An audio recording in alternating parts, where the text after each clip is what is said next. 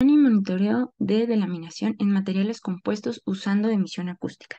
Los materiales compuestos laminados por sus propiedades específicas son cada vez más usados, pero tienen la tendencia a delaminar, lo cual es la separación de las capas que constituyen a este material, por lo que el desarrollo de metodologías que permitan evaluar fallas por delaminación en estos materiales es de vital importancia.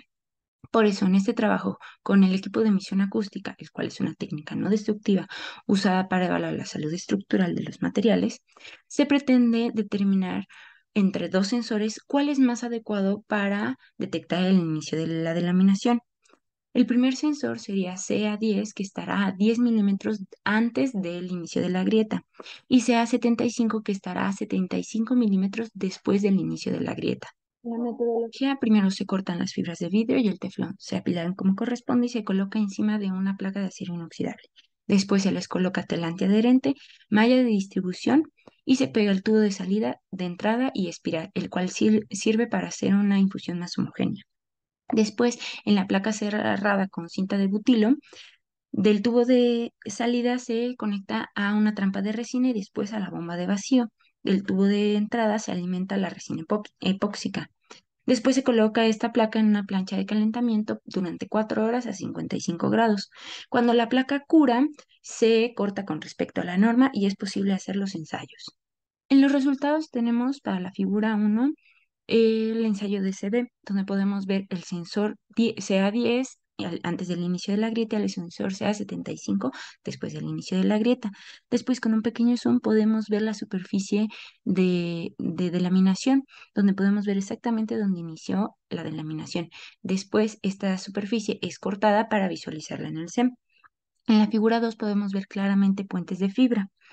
Después, en la figura 3, donde es una imagen obtenida por el SEM a 50 aumentos, podemos ver en A la zona donde estaría el inserto de teflón, que es lisa, la zona de delaminación.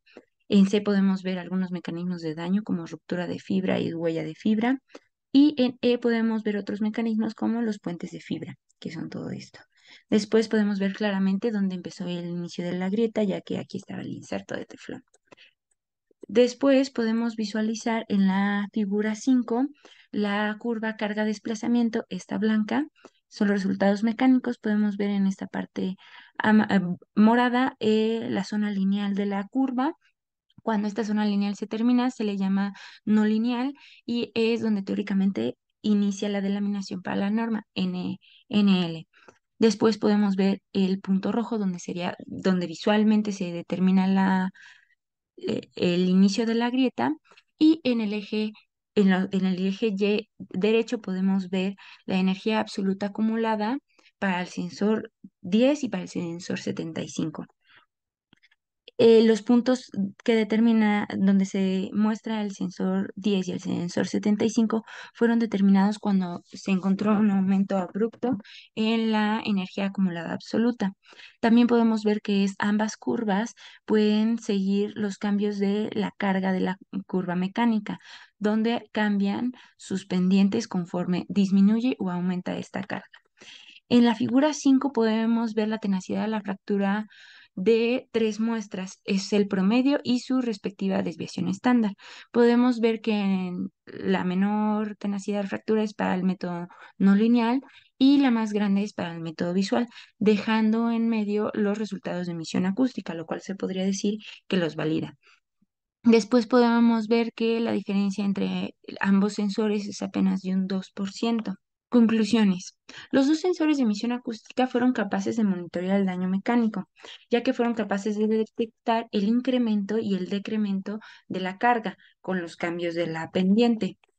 También se encontró pruebas macroscópicas y microscópicas de puentes de fibra, lo cual está en concordancia con los resultados mecánicos, ya que aunque aquí se inició la delaminación, se requirió una mayor carga para continuar la delaminación, lo cual tiene sentido ya que los puentes de fibra son un mecanismo que se opone a la delaminación.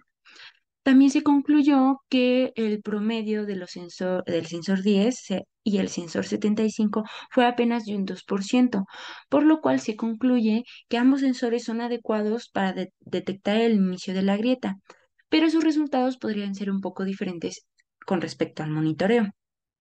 Aquí están los autores más relevantes y se le agradece a CONACYT e Innovación en Energía del Océano y a todos los maestros en ciencia que contribuyeron en este trabajo.